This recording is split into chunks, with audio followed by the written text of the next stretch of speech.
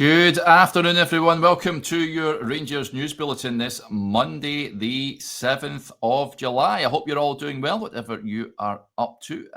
Lots of Rangers news doing the rounds, certainly off the back of yesterday's pre-season opener against Bruges at Ibrox, that comeback draw, 2-apiece, goals from Mohamed Diamandi.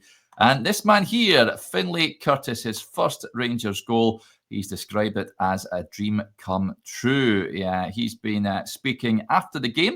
It was the embargoed press conference. You can go and watch it in full over on our YouTube channel, folks. But he's been speaking about the last couple of weeks under Russell Martin in pre-season. He says it's been intense. The gaffer wants us to do loads of runs, and I think you saw that on Sunday. I'm just delighted to be part of it. I was the only one to play 90 minutes, and I've been working on my running all week. And in the off-season, I wanted to come back the fittest I've been, and I was pleased to get the 90 as well as a goal. I was buzzing with the goal. It's a dream come true for me to score at Ibrox. Nadim played the ball through to me, and we've been working on that for a full week, so I was just delighted that he set me up to score a goal. I just saw Nadim running, and I thought, let's put the burners on and hopefully score, which I did. So, yeah, he started on the right, Curtis, and ended up scoring from the left-hand side. So he was asked, where does he prefer to play? He says, I'm happy wherever the manager plays me. Hopefully there's a bit of trust there from him that I can play off both wings like I did on Sunday, or as a number 10. Wherever I'm playing on the pitch, I'll just give it my all for this team. And he was also asked about what he may see this season as could he play a bigger role in Russell Martin's Rangers team. He said it's obviously the manager's decision who plays. All I can do is try and impress over the coming weeks and see what happens. It's early days, but I really want to impress a new manager. The ambition is to make the next step and become one of the first names on his team sheet. We've still got 2 weeks before the game against Panathinaikos he was alluding to, so we'll just focus on a trip to St George's Park first. Do I feel capable of playing at that level?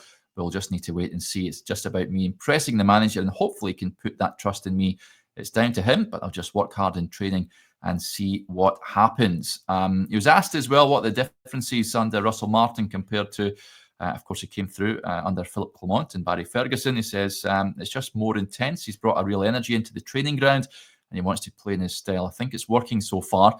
There's been a positive reaction from the players to what he's trying to achieve. All the boys are buzzing with it. It looks like the group is coming together, which is great to see. It was a sloppy start from us in the first half, but the boys who came on in the second half brought a real energy.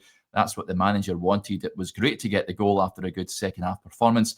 All the boys have been brilliant with me. I came into the squad a year ago. I went on pre-season at the start of the last campaign. They've all been so helpful, so that's credit to them. They've treated me as one of the first-team players now, which is good. So, yeah, well-deserved Man of the Match award as well for Finlay Curtis yesterday. He was really good. So I want to see more from him this season, so he can be pretty pleased with his performance. One player who also played, didn't quite impress, is this man here, Robin Proper.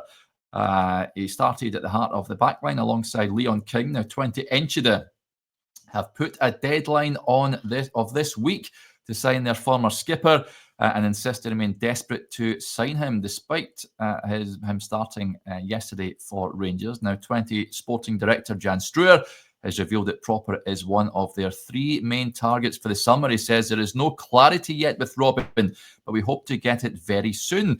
We have money to buy players. Is that a lot of money? Twente is not a club that is going to pay 5, 6 or 7 million for a player. We are not there yet, but we can do something. We are still looking for a commanding attacking midfielder, and we would like a very good left winger too. We are doing it differently now.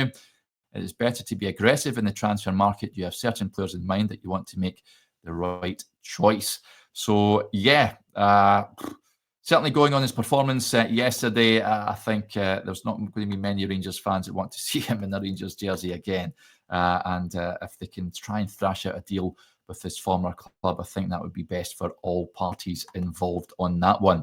One player who wasn't involved is this man here, Clinton Nsiala, and Russell Martin has opened the door for him to exit Ibrox this summer. The 21-year-old not part of the squad, despite training really, really well, as was noted. It's understood, we understand it, that Nasser Giga will join the club on loan from Wolves this week.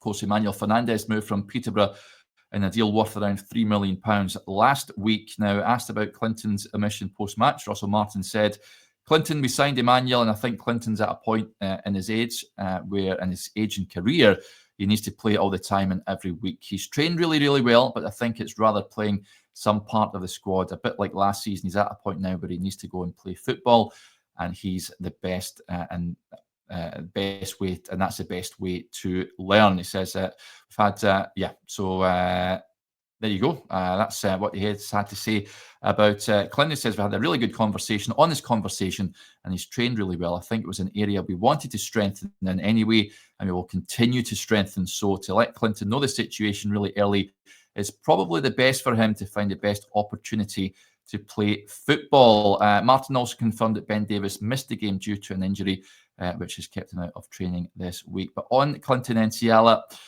I would prefer a loan, I've got to say. I think it would be a bit jumping the gun if Rangers just offloaded him. I think there's a player in there. You can let us know if you agree in the comments, folks. But I would be looking to move him out on loan to get game time and then making an assessment, maybe another assessment on him a year from now. Let's be honest, it was his first proper season in senior football last term. He was thrust in, if you remember that game at Dens Park when Rangers suffered a bit of an injury crisis, and I thought he acquitted himself pretty well. Looked a bit raw, it's fair to say, that game against Dundee, and in Rugby Park he was poor. Remember, Barry hooked him off in the first half, but over the piece I think he put in some decent displays, still think Rangers should keep him on the books, and a loan would be my preference at this stage. Moving on from that, and of course Russell Martin, that was his first game in charge of Rangers at the weekend.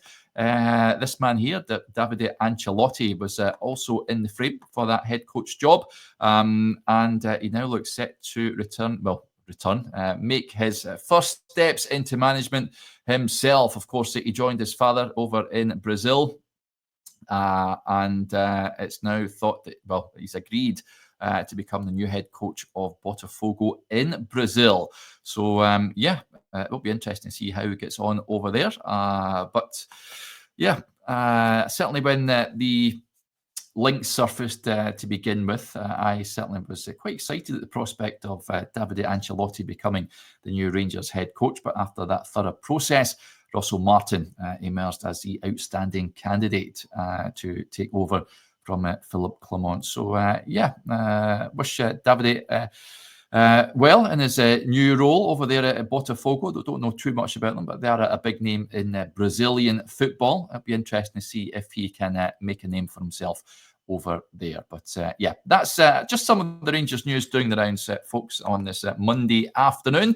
As ever, make sure you subscribe to the channel, to the website. Keep your eyes peeled on the social media accounts as well, for all the latest Rangers news coming out of Ibrox. We are expecting another busy week. Of course, the team heading down to St George's Park this week for a bit of team bonding and training. Chris and Joshua heading down for a media day on Friday. We'll have lots of content coming your way from down there as well. So we'll keep you covered, that's for sure. Right, enjoy the rest of your Monday, and we'll chat again tomorrow. Bye for now.